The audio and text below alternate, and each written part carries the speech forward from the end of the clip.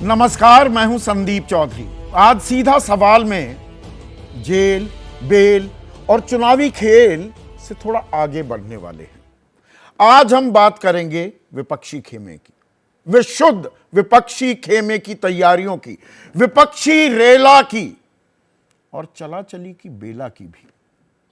Confusion, असमंजस जो है, कैंडिडेट सिलेक्शन और 24 का इलेक्शन, ये तार सारे आपस में जुड़ते हैं। लेकिन क्या विपक्षी खेमे में शॉर्ट सर्किट भी होता दिखाई दे रहा है? और इसमें सबसे ज्यादा परेशान क्या जो विपक्षी खेमे की धुरी है, कांग्रेस पार्टी, वो मुश्किलों का सामना सबसे ज्यादा कर रही है क्या? और ये मैं क्यों कह रहा हूं? एक महीने की तस्वीर आपके सामने पेश करता हूं। आज 4 अप्रैल है और 4 अप्रैल बैक टाइम करूंगा, 4 मार्च तक आपको लेकर जाऊंगा। और जो ये चुनावी रेला है उसमें कैसे चला चली की बेला वो जोर पकड़ती दिखाई दे रही है। गौरव वल्लभ राष्ट्रीय प्रवक्ता पार्टी छोड़ दी, बीजेपी में शामिल हो गए। विजेंद्र सिंह कल वो बीजेपी में शामिल हो गए। और गौरव वल्लभ ने क्या कहा कि सनातन विरोधी हम नारे नहीं लगा सकते। जो वेल्थ क्रिएटर्स हैं, यानी कि देश के जो उद्योगपति हैं, उनको कितने दिन तक गाली दोगे? लिबरलाइजेशन यानी कि उदारीकरण, प्राइवेटाइजेशन यानी कि निजीकरण और ग्लोबलाइजेशन यानी कि वैश्विककरण, यह नीति तो कांग्रेस लेकर आई थी। हम क्या अपनी नीतियों से ही अलग हो गए हैं? और वो बीजेपी के साथ चले गए। विजेंद्र सिंह वो कह रहे हैं कि मैं बीजेपी में शामिल हो रहा हूं, मेरे लिए घर वापसी जैसा है। जब से बीजेपी सत्ता में आई है, खिलाड़ियों को काफी सम्मान मिलता है। वो सम्मान हमने मिलते देखा। जंतर मंतर पर देश की आन बान शान हमारी महिला पहलवान यौन उत्पीड़न के गंभीर आरोप लगाते हुए धरने पर बैठी। उनकी कनात, उनके टेंट, उनके बिस्तर उखाड़ कर फेंक दिए थे। बिलखती रोती घूम रही थी, गंगा में अपने मेडल प्रवाहित करने की नौबत आ गई थी। और मुखर थे विजेंद्र सिंह इन मुद्दों को लेकर, किसान आंदोलन को लेकर भी। और आज वो चले गए हैं बीजेपी में। इसमें कांग्रेस की भी तो कहीं ना कहीं कोई कमी सामने आ रही है ना। संजय निरुपम उनके सांसद रह चुके हैं, उनके राष्ट्रीय प्रवक्ता गौरव वल्लभ की तरह। पार्टी ने निष्कासित किया, उन्होंने इस्तीफा दे दिया। उससे पहले रवनीत सिंह बिट्टू तेज तर्रार नेता सांसद रह चुके हैं पंजाब से, वो छोड़ के चल दिए कांग्रेस को। रोहन गुप्ता एक और राष्ट्रीय प्रवक्ता, बाकायदा उम्मीदवार बनाया गया था उन्हें गुजरात की एक सीट से। पहले पिता ने इस्तीफा दिया, बाद में वो भी छोड़कर चले। परनीत कौर बड़ी नेता कांग्रेस की, उनके पति कैप्टन अमरिंदर वो तो पहले ही बीजेपी के साथ हो लिए थे, लेकिन अब वो भी 14 मार्च को बीजेपी के साथ हो ली। पद्माकर वल्लवी, अजय कपूर उनके विधायक है। पद्मजा वेणुगोपाल के करुणाकरण की बेटी, केरला, ये महत्व रखता है, वहां से वायनाड से चुनावी ताल ठोक रहे हैं। राहुल गांधी, अरविंद लदानी, राजेश कुमार मिश्रा और अर्जुन मोढवाडिया उनके अध्यक्ष थे 2011 से 2015 के बीच गुजरात में। कार्यकारी अध्यक्ष भी निकल लिए। और इनमें से बहुत से लोग ऐसे जिनकी डायरेक्ट एक्सेस थी राहुल गांधी से। संजय निरुपम तो यह कह रहे हैं कि 5 पावर सेंटर्स हैं कांग्रेस में, एक सोनिया गांधी, एक राहुल गांधी, एक प्रियंका गांधी, एक मल्लिकार्जुन खड़गे और एक केसी वेणुगोपाल। यही नहीं पता बात करें तो किससे करें, असमंजस की स्थिति है। तो ठीक चुनावों के बीच जब प्रचार प्रसार जोर पकड़ रहा है, 19 तारीख 15 दिन बाद पहले चरण का चुनाव होने वाला है, ये किस तरह के संकेत दिए जा रहे हैं? अपना घर नहीं संभल रहा, देश कैसे संभाल पाएगी कांग्रेस? क्या ये तस्वीर भी जा रही है या डिटॉक्सिफाई हो रही है, गंदगी बाहर निकल रही है और कांग्रेस को इससे कोई फर्क नहीं पड़ता? बहुत से बयान सामने आए हैं, क्योंकि ये रेला तो बहुत पुराना है, चला चली के बेला की,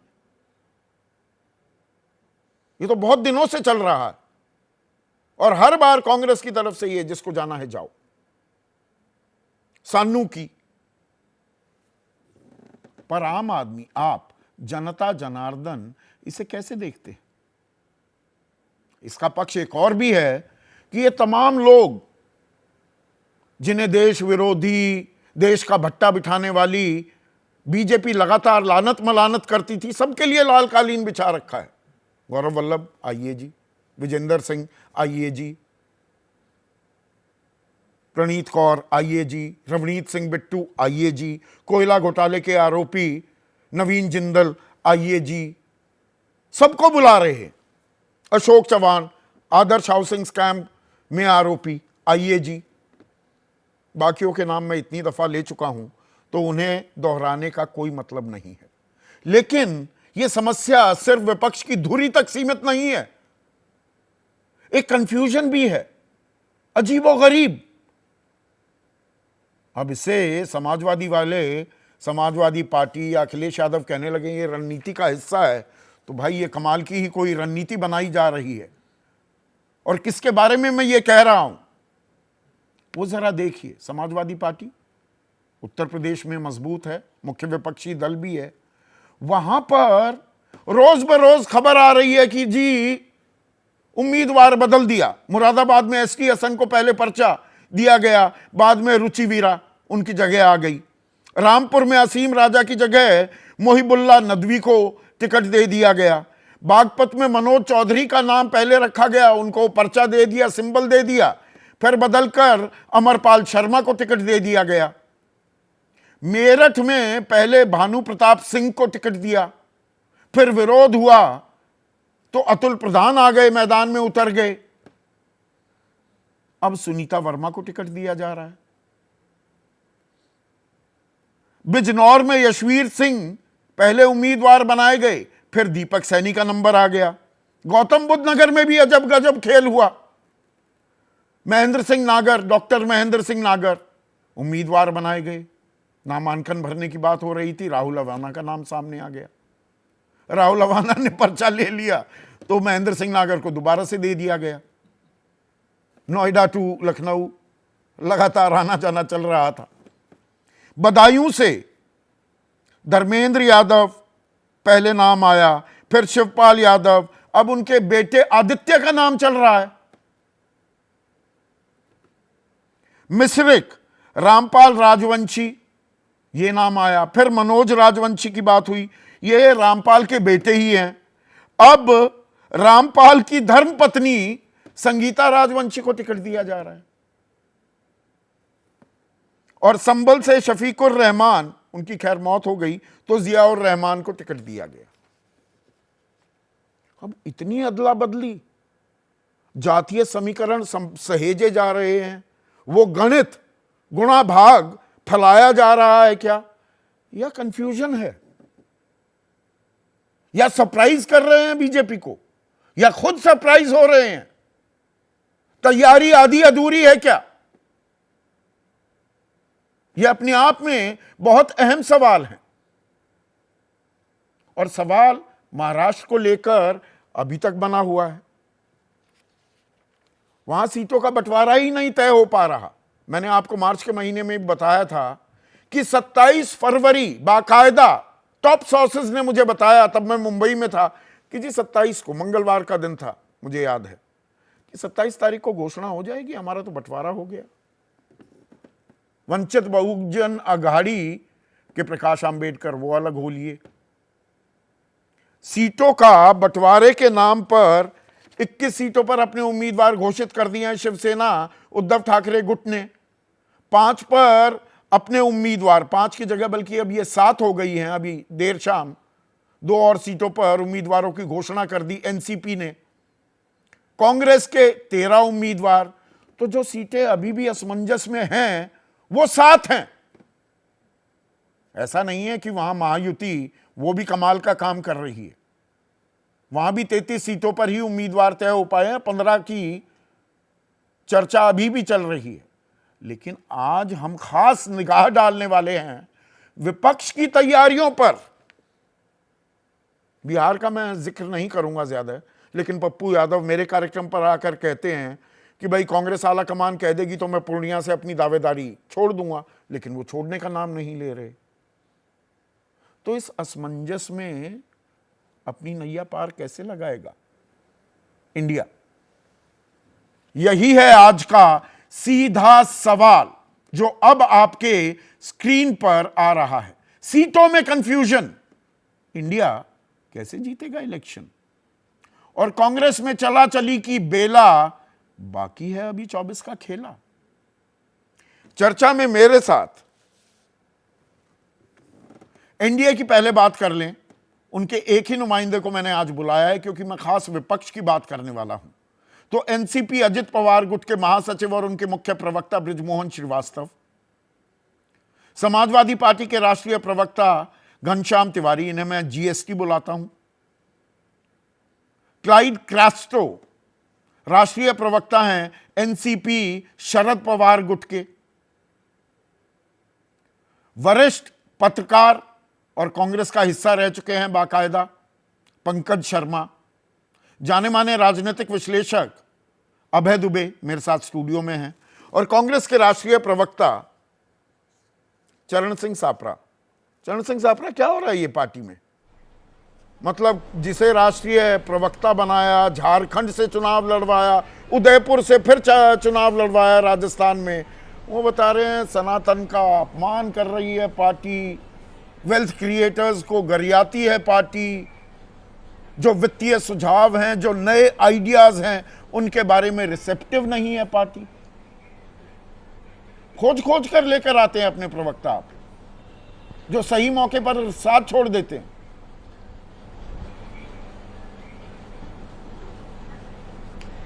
देखिए संदीप जी, ऐसा है कि जब एक व्यक्ति की पर्सनल जो महत्वाकांक्षाएं होती हैं, वो अगर महत्वाकांक्षाएं बढ़ जाएं तो फिर उसका कोई इलाज नहीं हो सकता है। सवाल यह है कि जिस व्यक्ति की, जिस प्रवक्ता की आप बात कर रहे हैं, उनको कांग्रेस पार्टी ने क्या नहीं दिया? उनको 4 वर्षों में 2 बार विधानसभा के टिकट दिए गए, अब वो नहीं जीते।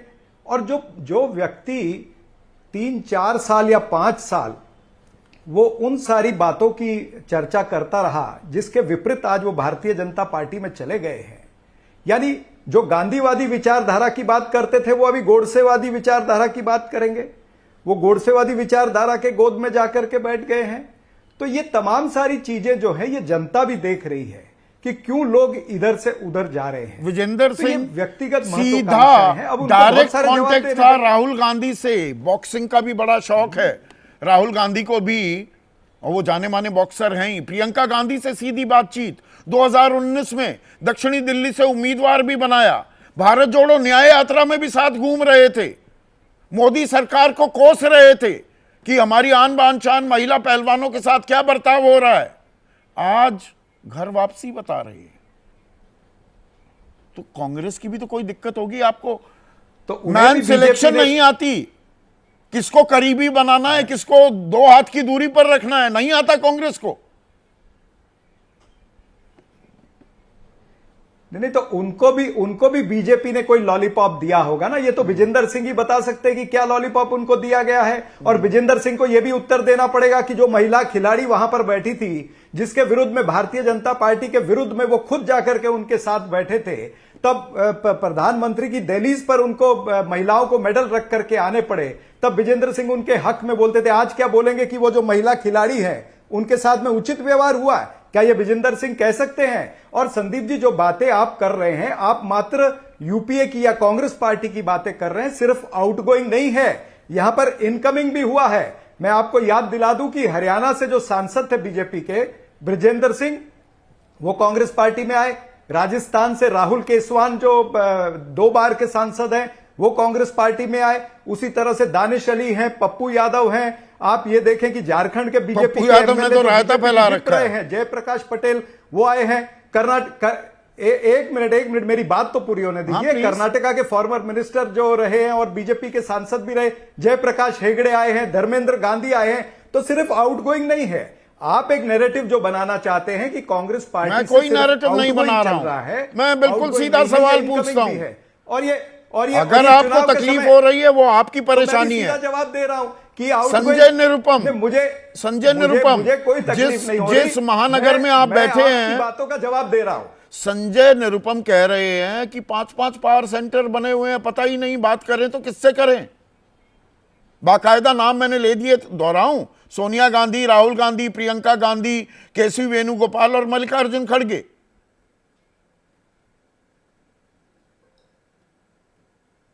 देखिए अभी संजय निरुपम जी को ये सारे पावर सेंटर पता चले क्या? इससे पहले उनको पावर सेंटर नहीं पता थे? जब वो चुनाव लड़ते थे, जब उनकी सारी मुरादें पूरी होती थी, तब क्या उनको नहीं पता चलता था? सवाल यह है कि एक व्यक्ति को सोचना चाहिए कि पार्टी बड़ी होती है, कोई व्यक्ति बड़ा नहीं होता है, और पार्टी एक व्यक्ति को नेता बनाती है, उसको उभारती है, और जो आज नेता बन जाते हैं वो फिर पार्टी को आंखें नहीं दिखानी चाहिए। आज समय ऐसा है कि इंडिया गठबंधन बना है और देश के सामने बड़े मुद्दे हैं। देश के सामने मुद्दा है लोकतंत्र को बचाना, संविधान को बचाना, जो हमारे जनता के मुद्दे हैं, महंगाई, बेरोजगारी, किसान उत्पीड़न, महिला उत्पीड़न, तो आर्थिक आप ही के विषमता, वो नेता इलेक्टोरल बॉन्ड्स के जो अंदर राहुल भ्रष्टाचार, गांधी के ये करीबी मुद्दे थे, देश के मुद्दे वो हैं। देखिए अब मेरी बात तो महाराष्ट्र पूरी की होने बात, दीजिए ना। अरे आप भाई ही से मेरी मुखातिब बात तो हूं। पूरी होने दीजिए ना संदीप जी। बोलिए बोलिए, बात तो पूरी, हाँ तो मुझे तो मेरा बात पूरी होने दीजिए कि ये तमाम सारे जो मुद्दे हैं, ये मुद्दे इंडिया गठबंधन के लिए बहुत बड़े मुद्दे हैं, और इसीलिए इंडिया गठबंधन बना है कि अगर नरेंद्र मोदी की और भारतीय जनता पार्टी और एनडीए की सरकार को हराना है तो हमारा उद्देश्य और उपदेश जो है वो अलग है और बड़ा तो है। उसमें जो अगर कहीं पर हमको सेक्रीफाइस करना पड़ रहा है तो निश्चित रूप से हमको करना पड़ेगा। सैक्रिफाइस कर रहे हैं या आपका साथ छोड़ रहे हैं, और ऐसे लोग जो विश्वसनीय थे, जो ट्रस्ट वर्दी थे, जो दाहिने बाहिने दाएं बाएं दिखाई देते थे राहुल गांधी के, मिलिंद देवड़ा भी है इसमें, अशोक चव्हाण महाराष्ट्र की बात कर रहा हूं, अर्जुन मोढवाडिया, कितनी बड़ी जिम्मेदारियां आपने दी, नवीन जिंदल, रवनीत सिंह बिट्टू, परनीत कौर, कितने नाम लूं? मैं उत्तर दे रहा हूं। हाँ, अरे तो मैं उतने नाम आपको ले रहा हूं इनकमिंग के, वो नाम आप सुनना नहीं चाहते मेरी बातों को अरे काटते। सुने मैंने भाई, 6-7 नाम गिनाए, आपने मेरी बातों को काट दिया। नहीं कोई नहीं काटा, पूरे नाम आपने फेहरिस्त गिनवाई। सुनिए ना, हाँ। देखिए ये अनेक, नहीं क्यों, मैंने आपको राजस्थान का बीजेपी एमएलए प्रहलाद गुंजाल का नाम कहना था, आपने नहीं कहने दिया। अच्छा। धर्मवीर गांधी आए हैं कांग्रेस पार्टी में, ऐसे अनेक सारे लोग हैं। महाराष्ट्र के अंदर एक बीजेपी के एमपी जो है उमेश पाटिल, वो आए हैं। तो ऐसे तमाम सारी चीजें जो हैं वो हो रही है, खाली आउटगोइंग नहीं है, इनकमिंग भी है। एक बात और, ये जो आपने कुछ नाम लिए, ये क्यों गए हैं, इसमें कई सारे कारण हैं। कोई ईडी सीबीआई के डर से गया है, कोई आईटी के डर से गया है, किसी को लॉलीपॉप दिया गया है। अब ये सारे लोग अगर चाहते हैं कि गांधीवादी विचारधारा को छोड़ करके गोडसेवादी विचारधारा के साथ जाना है तो ये उनका निर्णय है, और जनता की अदालत में हम लोग गए हैं। भाई आपने ये भी देखा है कि कोई आदर्श के घोटाले में थे, वो वहां चले गए, राज्यसभा की टिकट मिल गई। अब मिलिंद देवड़ा की आप बात करते, उन्हें राज्यसभा की टिकट तो लॉलीपॉप दिया गया ना वहां से। अब कांग्रेस पार्टी के पास में देने को सीट नहीं थी और इनकी महत्वाकांक्षा ज्यादा थी, ज्यादा महत्वाकांक्षी थे, जल्दी सब कुछ चाहिए था तो चले गए। चलिए ठीक है, थोड़ा आप कॉन्ट्राडिक्ट भी कर रहे हैं कि फिर तो सिर्फ आउटगोइंग होनी चाहिए ना। अगर कांग्रेस के पास कुछ देने के लिए नहीं है तो इनकमिंग क्यों होगी, फिर नेता आपके पास क्यों आए? हाँ तो मैं कॉन्ट्राडिक्ट नहीं कर रहा हूं, मैं ये कह रहा हूं कि इनकमिंग इसलिए है क्योंकि कांग्रेस की विचारधारा के साथ लोग जुड़ना चाहते हैं, क्योंकि कांग्रेस पार्टी के जो मुद्दे हैं उसके साथ लोग जुड़ना चाहते हैं। लोग चाहते हैं कि जो एनडीए या मोदी सरकार है उसके विरुद्ध एक लड़ाई खड़ी की जाए, क्योंकि लोकतंत्र खतरे में है। जिनको लोकतंत्र को बचाना है, जिनको संविधान को बचाना है, वो इनकमिंग कर रहे हैं, और जिनकी महत्वाकांक्षाएं हैं वो आउटगोइंग में जाकर चलिए इनकमिंग और आउटगोइंग के ही इस मुद्दे को आगे बढ़ाते हैं पंकज, कि इनकमिंग की बात क्यों नहीं कर रहे, सिर्फ आउटगोइंग की बात हो रही है। ये समझ में आ रहा है ये विपक्ष का ये चुनावी रेला चला चली की बेला, ये कांग्रेस इससे एक टर्मिनल स्टेज पर जाती दिख रही है क्या?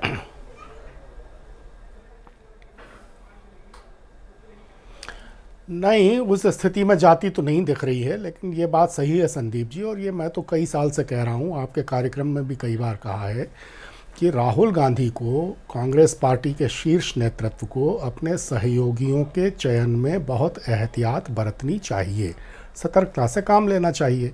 अब ये सब लोग पार्टी में आ कैसे गए थे? भाई संजय निरुपम भी तो शिवसेना से आए थे। कौन कहाँ से आया है, किसकी पृष्ठभूमि क्या है? अगर कोई प्रोफेसर साहब चले आ रहे हैं तो वो किसी एजेंडा के तहत तो नहीं आए हैं। पहले एक राज्य से उनको आप टिकट देते हैं, फिर दूसरे राज्य से आप उनको टिकट देते हैं, उनको कांग्रेस अध्यक्ष जी के साथ लगाते हैं, उनको पार्टी का प्रवक्ता बनाते हैं, और ऐसे ऐसे लोग चले जाते हैं। और मुझे तो मालूम था, मैं तो राजस्थान विधानसभा के चुनावों के पहले से जानता था कि ये कांग्रेस में नहीं रहेंगे। तो अगर मैं जानता था और मुझे ये मैं इस चीज़ को सूंघ सका, तो बाकी लोग क्यों नहीं कर पाए? नहीं, दिए तो तले अंधेरा भी हो रहा है इस क्या? बारे में गौरव सोचना चाहिए। वल्लभ तो चलिए राष्ट्रीय प्रवक्ता ही थे, ज्योतिरादित्य सिंधिया से लेके जितिन प्रसाद से लेके मिलिंद देवड़ा से लेके आरपीएन सिंह, ये तमाम लोग जो दाएं बाएं दिखाई देते थे राहुल गांधी के, सब छोड़कर चले गए। हाँ, तो पार्टी के भीतर कोई ऐसा मैकेनिज्म होना चाहिए कि जिससे अगर कुछ लोगों को कोई गिला है, कोई शिकवा है, कोई परेशानी है, किसी चीज़ को लेकर क्षोभ या असंतोष है, तो उस पर बात हो और उन समस्याओं का समाधान निकालने की कोशिश की जाए। लेकिन अगर एक शून्य में कब तक आप चलाते रहेंगे? तो जब लोगों को ये महसूस होता है कि उनकी सुनने वाला कोई नहीं है, उनकी बात समझने वाला कोई नहीं है, तो वो भी एक कारण होता है। सुनने वाला और नहीं है दूसरा तो मतलब कारण कई जो खेमे सबके सामने है, हैं। जब संजय जाहिर है, निरुपम जो कह रहे हैं वो बात सही है। यही नहीं पता किसके पास जाए, सुनवाई कहां होगी, फरियादी जाए तो कहां जाए।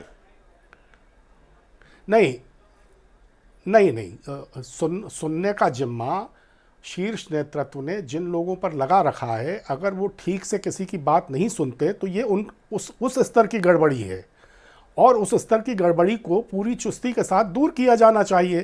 कहां दूर किया जाए? आपने अध्यक्ष का नाम लिया, अध्यक्ष के दफ्तर में हो, एआईसीसी में हो, वो एक शख्स, एक कद्दावर पावरफुल महासचिव, कोई नहीं चाहता कि वो महासचिव रहे, पर एक व्यक्ति चाहता है कि महासचिव रहे, तो वो बने हुए हैं। गलत तो नहीं कह रहा हूं? नहीं, अब ये भी थोड़ा अतिरेक है कि कोई नहीं चाहता है कि कौन महासचिव रहे नहीं रहे। ये भी थोड़ा अतिरेक है। अब लोगों की राय से थोड़ी ये होगा, शीर्ष नेतृत्व भी तो कुछ देखकर ही किसी को बनाता है। लेकिन हाँ, अगर किसी महासचिव को कोई जिम्मेदारी सौंपी गई है तो ये देखना चाहिए कि वो जिम्मेदारी पूरी ठीक से हो रही है या नहीं। ये इलेक्शन जीतने की मानगी बन रही है क्या? एक सेकंड, अब कर दें। ये कांग्रेस में जो हो रहा है चला चली का बेला, ये चुनाव जीतने की तैयारी दिख रही है आपको? देखिए, काफ़ी भ्रम का वातावरण है और आपने सही जगह अपनी उंगली रखी है। जो पंकज जी कह रहे हैं उसमें मैं एक बात जोड़ना चाहता हूँ। उनकी बातें सही हैं, पहली बात तो ये, उसमें एक बात जोड़ना चाहता हूँ। आप अगर ये पैटर्न देखेंगे कांग्रेस से छोड़ने का, तो आप पाएंगे कि ये 2019 के बाद बहुत तेजी के साथ बढ़ा है। पहले यदा कदा ही होता था, उसके बाद बहुत ज़्यादा बढ़ा है, और बड़े नेताओं से लेकर एमएलए स्तर के लोग तक सब कांग्रेस छोड़ के गए हैं बहुत बड़े पैमाने पर। मैं ये समझता हूं कि 2019 का चुनाव हारने के बाद में कांग्रेस के अंदर बड़े पैमाने पर लोगों ने ये सोचा कि अब इस पार्टी के साथ रह के खास हमें मिलेगा नहीं, और धीरे धीरे जिसको जब मौका मिला तब वो किनारा कशी करता। हम सरलीकरण तो नहीं कर रहे हैं, या एक वैचारिक असमंजस कांग्रेस में बना हुआ है कि आप भाई सनातन धर्म के साथ हैं या नहीं हैं, आप निजीकरण के पक्ष में हैं, सेकंड इकोनॉमिक मैं इस बात से बिल्कुल, देखिए, मैं इस बात से पूरी तरीके से सहमत हूं। ये जो बात कही जाती है, जब आपको पार्टी छोड़नी होती है तो आप कई तर्क चुन लेते हैं। हाँ, ये सारे चुने हुए तर्क हैं। सनात के आप कभी सनातन की बात उठाते हैं, कभी आप निजीकरण की बात उठाते हैं, कभी आप कहते हैं आप कारपोरेट कैपिटल के खिलाफ इतना क्यों बोल रहे हैं, इस प्रकार के तर्क आप उठाते हैं।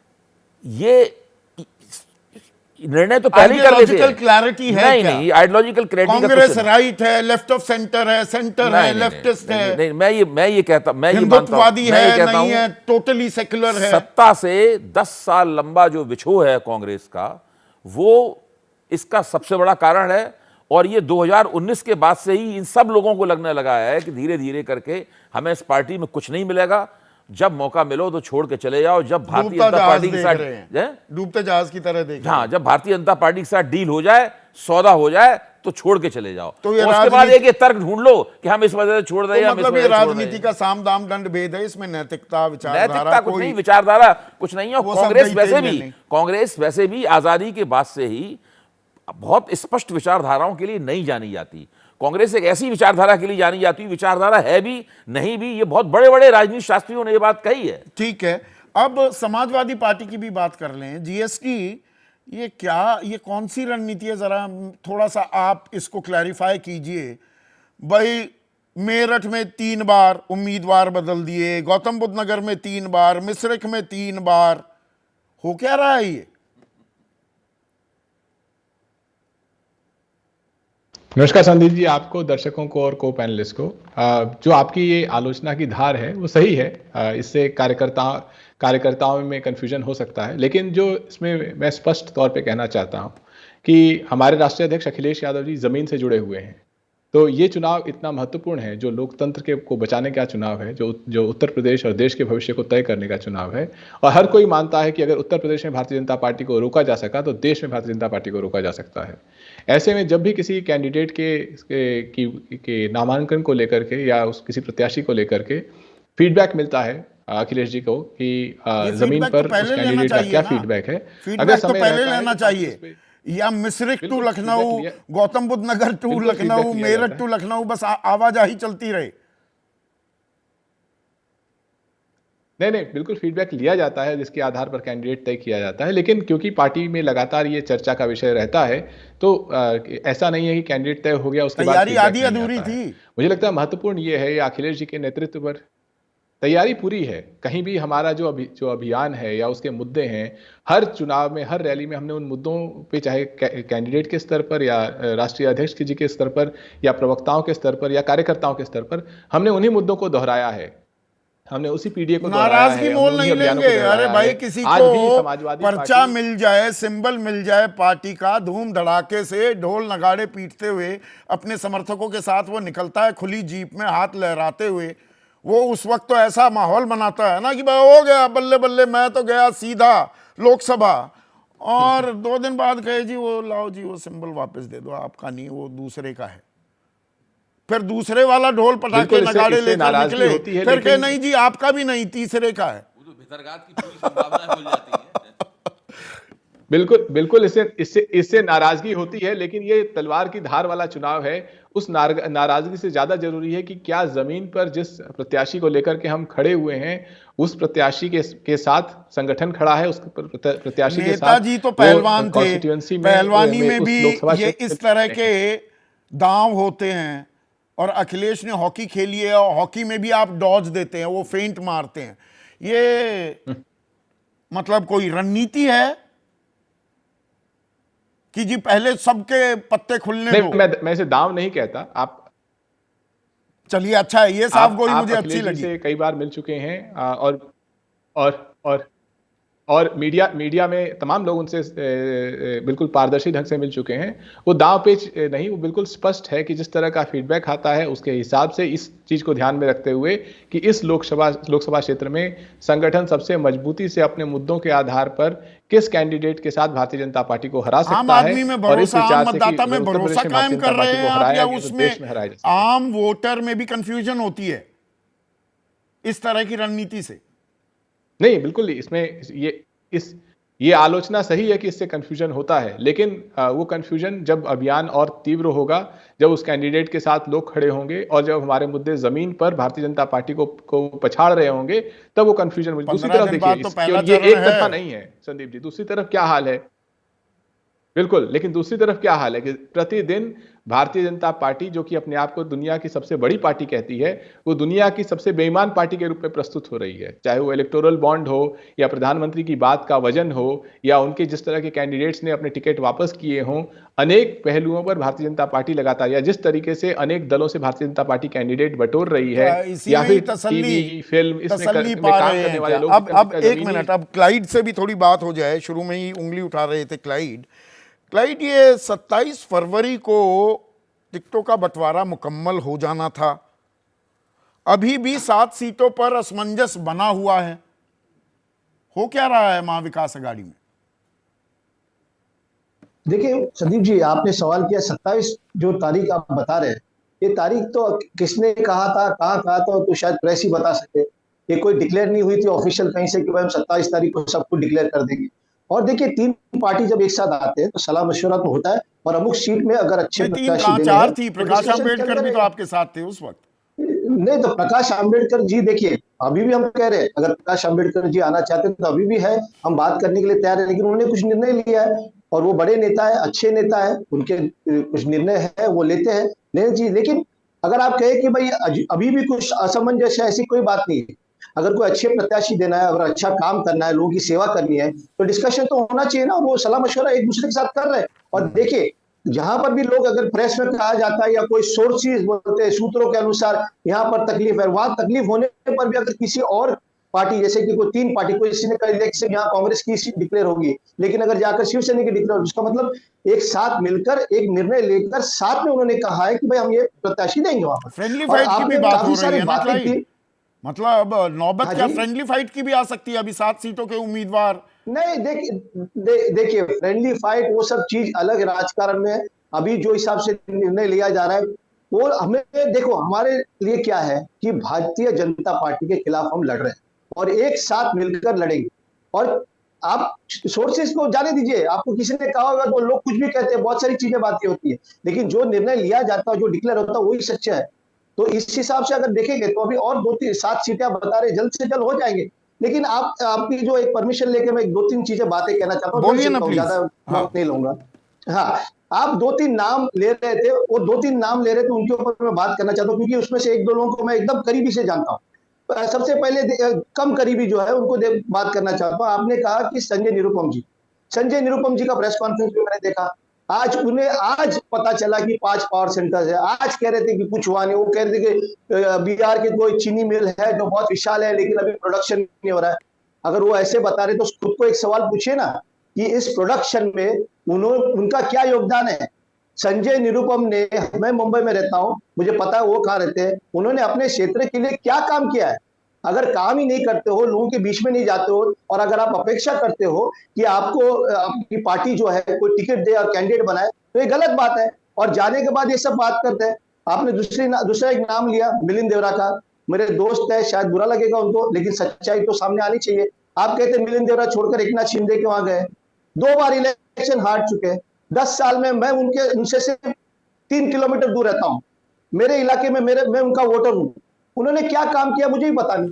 चलिए, तो अभी अगर आप ऐसे कुछ लोग ज्यादा ही टिकट मांगते हैं, इंडिविजुअल हो सुन रहे लीजिए। हैं। एक सेकंड क्लाइड, वो थोड़ा वो ठीक है, आपने जो बात कही, आप इंटरवेंशन कर रहे थे। जी, अभी नहीं, ब्रजमोहन एक ही बात श्रीवास्तव शांत बैठे। एक छोटी सी बात कि अगर विचारधारा और नैतिकता के सवाल पर कोई व्यक्ति पार्टी छोड़ता है तो वो बिल्कुल उल्टी विचारधारा और उल्टी नैतिकता वाली पार्टी में नहीं जाता है।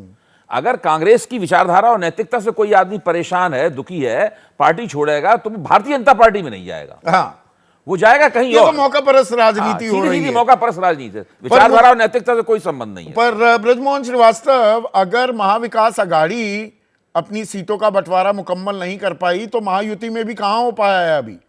वो 33 का ही आंकड़ा है ना 15 सीटों पर, तो अभी भी फैसला होना बाकी है, और आपके पल्ले हाथों अभी एक ही सीट पर सहमति बनी है। संदीप जी, ऐसा नहीं है, सारी चर्चा हो चुकी है और उसको एक विधिवत तरीके से राजनीतिक रणनीति होती है, ये रणनीति के तहत है। अच्छा। आज घोषणा नहीं हो पा रही, इसका ये तात्पर्य नहीं है कि उम्मीदवारों का चयन नहीं हो चुका है। सारी बातें हो चुकी है, ठीक मौके पर उसकी घोषणा हो जाएगी। इसमें मैं सोचता हूं कि कहीं कोई किसी प्रकार का संशय हम लोगों के तीनों नेताओं अच्छा, में किसी मतलब भी जब प्रकार का आप संशय नहीं है। थोड़ा सा ये विलंब मैं करते बिल्कुल हैं स्पष्ट सीटों के बंटवारे का ऐलान करने में, वो रणनीति होती है। और अगर इंडिया ना कर पाए तो जी देखिए, इनके यहां तो बहुत ज्यादा कंफ्यूजन है। ये मैं इसलिए कहता हूं कि कंफ्यूजन इनके नेता बाहर निकलकर मीडिया के माध्यम से अपने समर्थकों के बीच में उन बातों को कहते हैं, इसलिए सारी बातें सामने आती हैं। अगर वो लोग कहना बंद कर दे तो मैं सोचता हूं ये बात भी सामने ना आए। आप इसलिए तक नहीं अगर कह कोई पा रहे, मीडिया वो तक ईडी अगर की कोई फाइल खबर फिर से पहुंच खुल रही है, जाएगी, तो इन्हीं के लोग आईटी की फाइल फिर से खुल जाएगी, सीबीआई समन भेजना शुरू कर देगा, तो इसलिए चुप बैठे हुए हो। नहीं, मैं संदीप जी, जो मैं थोड़ा- बीजेपी कहे वही सही। नहीं संदीप जी, मैं आपकी इस बात से असहमत हूँ। नहीं, मैं आपकी इस बात से पूरी तौर से असहमत हूँ, क्योंकि हम लोग इस मुद्दे पर इसके पहले भी बात कर चुके हैं। ये परसेप्शन बनाने की बात है जो विपक्ष परसेप्शन ने क्या बनाया अपनी वो तो कमियों कल को फिर छुपाने के लिए आपको द कि इंडियन ED है, एक्सप्रेस CBI है। अखबार ने जो खुलासा किया है ब्रजमोहन भाई, उन पर मानहानि का मुकदमा करना चाहिए। वो तो बाकायदा कह रहे हैं कि पिछले 10 सालों में 2014 से 25 जो विपक्षी नेता आए, उनमें से 23 वहां पर जांच थम गई, बिल्कुल रुक गई। 23 में से 3 की तो क्लोजर रिपोर्ट भी आ गई, और उसमें नाम किसके आ रहे हैं? अजित पवार के। और एक मामले में 15 तारीख को वो क्लोजर रिपोर्ट कोर्ट में एक्सेप्ट भी हो जाएगी, देख लेना आप। मैं बात कर रहा हूं प्रफुल्ल पटेल की। वो तो 2 तो आप ही की पार्टी के हैं। मैं इस पे मैं आदरणीय प्रफुल्ल पटेल के मामले में स्पष्ट कर दूं कि जो क्लोजर रिपोर्ट आई है उसमें कहीं भी आदरणीय प्रफुल्ल पटेल साहब का नाम नहीं है। ये मैं बात जब कह रहा हूं तो बहुत ही हाँ, आपको नहीं, मैं पूरे मानूंगा आपकी विश्वास के साथ ये जानकारी दे रहा हूं। आप इसका पता लगा लीजिए, उनका नाम कहीं नहीं है। जहां तक बात क्लोजर रिपोर्ट की है, तो देखिए, जांच एक शिकायत होना, शिकायत के बाद जांच एजेंसियों द्वारा जांच करना, और जांच में और फाइल वो गुम हो जाना, शिकायत सही पाना, ये तीन हिस्सों में बटा हुआ मामला है। उस जांच क्या परिणाम में वो आदमी जिम्मेदार ठहराया जाना, ये 3 चीजें हैं। और फाइल गुम अब हो एक जाना, मैं शिकायत छगन होती है, भुजबल की जांच बात कर रहा एजेंसियों हूं। का काम है कि उस पर वो जांच करें। जी वो फाइल गुम हो जाना। संदीप जी, आपकी आवाज मुझे सुनाई। छगन भुजबल की तो फाइल ही गुम हो गई, पुलिस ने कहा कोर्ट में संदीप जी, जाकर। आवाज गुम, अच्छा फाइल गुम। अब देखिए ना, ये अगर फाइल खोई है तो निश्चित रूप से इस पे जांच एजेंसियों की जिम्मेदारी है। उसमें आप भारतीय जनता पार्टी पर नहीं, हम मुद्दे पर आते हैं। सीटों का NCP बंटवारे पर को अगर इस बात लेकर का ठीक असमंजस कोई- इसीलिए बना हुआ है क्या अभी? नहीं, मैंने आपसे फिर कहा, असमंजस जैसी कोई चीज नहीं है। सारी चीजें तय हैं, समय आने पे उसकी घोषणा होगी। सिर्फ इंतजार इस बात का है, समय का। इतनी सी इंतजार बात है। पर ये मैं समय आपको का जो कह है। रहा हूं, बिल्कुल एक जानकारी थोड़ा के कम आधार समय पर कह दिया रहा है हूं। मैंने क्लाइड को। क्लाइड कुछ और रिस्पॉन्ड करना चाह रहे हैं। क्लाइड, संक्षेप में प्लीज। संक्षेप में करता हूँ संदीप जी। सबसे पहली बात तो मैं कुछ व्यक्तिगत किसी के ऊपर टिप्पणी करना नहीं चाहता। मैं एज ए वोटर मैंने बात की, और एज ए प्रवक्ता मैंने बात की। दूसरी बात, आप कह रहे हैं ना कि एक क्लोजर रिपोर्ट है और आप कहते हैं कि फाइल गुम हो जाती। एक सादी बात मैं आपसे कहना चाहता हूं कि अजीत पवार जी बीजेपी के साथ जाने के 4 दिन पहले हमारे आदरणीय प्रधानमंत्री जी नेचुरली करप्ट पार्टी कहते हैं, 70,000 करोड़ का सिंचन घोटाले के बारे में बात कर रहे हो, अजीत पवार जी का नाम ले रहे हैं, और 4 दिन बाद अजीत पवार जी साफ सुथरे तो होकर घोटाला पार्टी किया में था जाते। तो अगर अजित पवार ने, तब तो वो हाँ, आप ही की पार्टी का हिस्सा थे। हाँ जी, घोटाला किया था। वही तो मैं कह रहा हूं। हम तो हमेशा, अरे मैं प्रवक्ता हूं, मैं तो डिफेंड कर रहा था उन्हें हमेशा। तो वो सच है या ये सच है, वो गलत है या ये गलत है, ये तो भाजपा नहीं कहनी चाहिए। मतलब जब वो कहते कि सिंचन घोटाला है, मतलब वो गलत कहते थे। और अगर अब उन्होंने लिया उनको, और अगर साफ सुथरा कर दिया है, तो वही जवाब दे। क्योंकि प्रफुल्ल पटेल साहब हो, भुजबल साहब हो, अजीत पवार साहब हो, 11 साल से तो मैं प्रवक्ता हूं, मैं डिफेंड कर रहा था उनको। और मैं ठीक कह रहा है, था तो ना मतलब आप कि वो वॉशिंग एक मशीन वाली सिंचन बात कह घोटाला रहे गलत हैं। है। पर अब थोड़ा सा एक मिनट अब कंक्लूड करते हैं डिबेट को। पंकज शर्मा, ये 24 के चुनाव की तैयारियों पर क्या नैरेटिव बन रहा है आम आदमी के जहन में? मीडिया जो कह रहा है छोड़िए उस बात को, देखिए, आम आदमी के सामने क्या संदेश जा रहा है? देखिए, माहौल जिस तरह का है और ज़मीनी स्थिति जो लग रही है, उसमें भारतीय जनता पार्टी को स्पष्ट बहुमत नहीं मिल रहा है जीतने का। ये बात एकदम पक्की है। और मतदाता इस बार तब ये भी मन बना कांग्रेस के चुका नेता है बीजेपी कि की केंद्र इस सरकार नैया पर से सवार उसको होना मुक्ति चाह रहे हैं। चाहिए। अब मैंने बताया ना, कुछ तो चूंकि कांग्रेस में रहते हुए अन्य कारणों से दुखी हैं इसलिए। दूसरा ये भी है कि नरेंद्र भाई मोदी की सरकार जिस तरह से हथकंडों का इस्तेमाल कर रही है लोगों को अपने साथ जोड़ने के लिए, क्योंकि वो बहुत हताशा में है, तो वो भी तो एक बहुत बड़ा कारण है। तो ये अलग अलग आयाम हैं इसके, लोग अलग जा रहे अलग हैं, आयाम इसमें हैं, कोई कुछ जोड़ना चाह रहे हैं। तोहमत नहीं है। घनश्याम और तिवारी, जैसा उसके मैंने बाद कहा- अभय दुबे का कंक्लूडिंग कमेंट प्लीज। देखिए, दो सरल वाक्यों में कहूंगा। एक तो कोई भी बड़े जनाधार का नेता भारतीय जनता पार्टी की तरफ नहीं जा रहा है। अगर आप चुनाव घोषणा के समय से देखें, जिन लोगों को कुछ त्वरित लाभ हो रहा है वो जरूर जा रहे होंगे। और आज जिस तरीके से पे पीएम ट्रेंड कर रहा है, प्रधानमंत्री की साख बहुत गिरी हुई है। अगर महात्मा गांधी को सत्य का पुजारी कहा जाता था, तो आज जमीन पर लोग कहने लगे कि प्रधानमंत्री मोदी झूठ के पुजारी हैं, क्योंकि हर बात पे झूठ बोलते हैं। ऐसे में वो आधे का आंकड़ा भी 200-400 कह रहे हैं, 200 तक भी कैसे पहुंचेंगे, ये भारतीय जनता पार्टी को जवाब देना चाहिए। भारतीय जनता पार्टी तो जवाब देगी, पर क्या समाजवादी पार्टी, कांग्रेस को भी? और समाजवादी पार्टी की खास लास्ट टिप्पणी आपसे ले लूं, ये मतलब आज एक को दे दिया अगले दिन दूसरे को, उससे अगले दिन तीसरे को। विपक्ष सुव्यवस्थित नहीं है, भ्रम की स्थिति है वहां पे। लेकिन ये बात मैं जरूर कहूंगा कि मतदाता केवल इसको देखकर वोट देने नहीं जा रहा है। मतदाता इस पूरी परिस्थिति को नए सिरे से डिकोड कर रहा है। ये जब से प्रधानमंत्री ने भ्रष्टाचार को मुद्दा बनाया है और उनकी पार्टी में 2014 के बाद से जो इंडियन एक्स पे आपने कल कार्यक्रम किया था, वो जो हुआ है, इसके बाद से मैं मानता हूं कि मतदाता ने पूरी लोकसभा की स्थिति को नए सिरे से डिकोड करना शुरू किया है। नहीं, जिस कांग्रेस को पूरा भ्रष्टाचारी पार्टी बताते हैं, उसके जो नेता आना चाह रहा है उसको वो देखिए वेलकम किया जा रहा है। कांग्रेसीकरण भी हो रहा है क्या बीजेपी का? इसका दूसरा पहलू ये है क्या? अगर आप फुटकर लोगों से बातचीत करें तो लोगों के दिमाग में ये बातें पक रही हैं और लोग इस बात को पूछते हैं कि भाई ऐसा भी हो रहा है, ये भी कहते हैं, वो भी कहते हैं। तो मतलब मानस अभी बन रहा है? नहीं, हालात जैसे पहले हम लोग मान रहे थे कि बीजेपी तो अब केक वॉक कर रही है विक्ट्री की तरफ, मतलब जो है हाँ। वैसी स्थिति नहीं है। तो लोगों ने दोबारा सोचना शुरू किया है। तो लोगों ने दोबारा सोचना शुरू किया है क्या? हजारों की तादाद में आपकी राय भी आ रही है। जनता का मानस अभी बन रहा है क्या? मुद्दे अभी क्रिस्टलाइज नहीं हुए हैं क्या? लेकिन विपक्ष अव्यवस्थित साफ दिखाई दे रहा है। क्या वो फिर से ट्रैक पर आएगा? ये तो वक्त बताएगा। तो बात कर रहे थे आज विपक्षी खेमे की, जो ये चुनावी रेला है, इसमें चला चली का बेला या चला चली की जो बेला चल रही है कांग्रेस में, उस पर भी हमने चर्चा की। गौतम है हमारे दर्शक, भोपाल वासी हैं, वो कहते हैं कांग्रेस में संवादहीनता चरम पर है, सीनियर नेता बात ही नहीं सुनते। और ये बात पंकज शर्मा ने कुछ हद तक मानी भी है। जबकि पीराराम राव हैं, जालौर वासी हैं, वो कह रहे हैं नेता डर कर बीजेपी में जा रहे हैं, कांग्रेस की विचारधारा के चलते नहीं। तो बात जो मैंने कही थी, जनता अपना मन बना रही है।